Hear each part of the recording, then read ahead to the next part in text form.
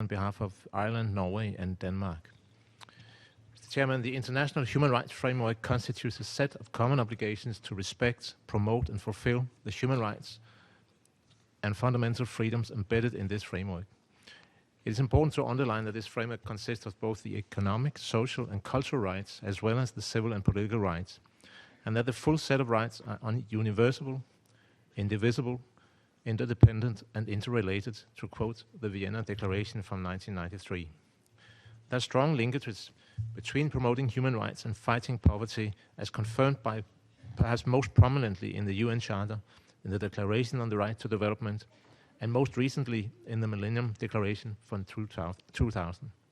The MDGs have helped combat poverty, promote gender equality, and access to education and health.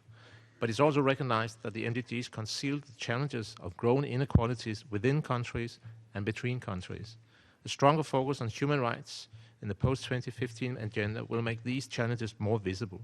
Human rights are crucial in identifying and addressing inequalities, and thus ensure that we leave no one behind.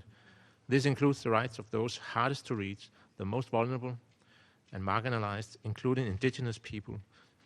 And it also includes gender equality, women's and girls' rights, including sexual and reproductive health and rights. The Rio +20 outcome document stressed that the Sustainable Development Goals must be consistent with international law, which includes international human rights treaties. From the special event last September, the same message came loud and clear. The new agenda must be built on human rights and universal values of equality, justice, and security. So the question before us is not whether human rights should be included in the post-2015 development agenda, but rather how. Given the strong interlinkages between development and human rights, we should draw on the human rights framework when we identify priorities and set standards for the next generation of goals, as well as targets, indicators, and monitoring frameworks. A full integration of human rights into the post-2015 development agenda by way of a human rights-based approach would seem to be the best approach. And to these ends, the post-2015 agenda should be explicitly aligned with the international human rights standards and mechanisms. It should be developed in a participatory process and measure both means and outcome. It should allow for disaggregation to reveal exclusion and inequalities, and it should be attached to meaningful accountability mechanisms. The process ahead should seek to elaborate a limited number of global goals, targets, and indicators within the post-2015 agenda, and these should be aligned to the Human Rights Treaty obligations. Furthermore, human rights principles such as equality and non-discrimination, participation, transparency, and accountability should be mainstreamed across all goals in the new framework. Civil society plays an important role in supporting people's empowerment, especially the poorest and most marginalized. And hence, the space for civil society must be protected to allow the most vulnerable and marginalized to empower themselves, to exercise their rights, and hold their governments to account. A human rights-based approach also means addressing the duty of states to protect, respect, and promote the rights of citizens, including the right to seek and receive information, the right to participate in decision-making, and the rights of citizens to demand the fulfillment of their human rights. It also requires the fulfillment of civil and political rights, such as personal security and freedom from violence. And finally, it's important to keep in mind the inherent link between human rights, development, and the rule of law. And we will, as we know, come back to discussing also the links to the rule of law at the February meeting. An example of how a stronger focus on rights and the improvement of the quality of services may look could be in the health sector. Any focus on health should be linked to the international human rights standards and frameworks.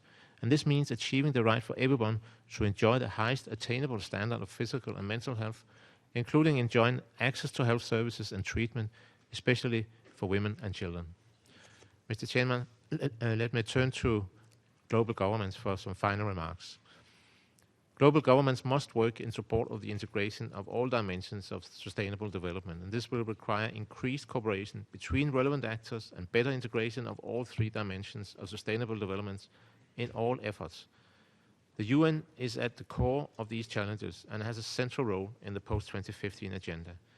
We must continue to support efforts to reform the UN system so that it will be equipped to support our collective efforts to tackle global challenges. We must focus our efforts on making the existing institutions work better and work better together, and not jump to creating new institutions whenever the present system is challenged in certain areas. As underlined by several in the discussion during this week, genuine multi-stakeholder partnerships aimed at poverty eradication and sustainable development need to be developed. And in this regard, it's encouraging to note that based on new technologies and more dynamic roles and relations, partnerships between the governments, industries, civil society, and international organizations have emerged during the past decade. Partnerships that were unheard of a decade ago are now embraced as they push us to take an innovative approach to sustainable development. We welcome the engagement of the UN Secretary General in this agenda. The proposal of the Secretary General to create a partnership facility that can foster new partnerships while safeguarding integrity, transparency, and accountability in the system can make a real difference in this regard. Thank you, Mr. Chairman.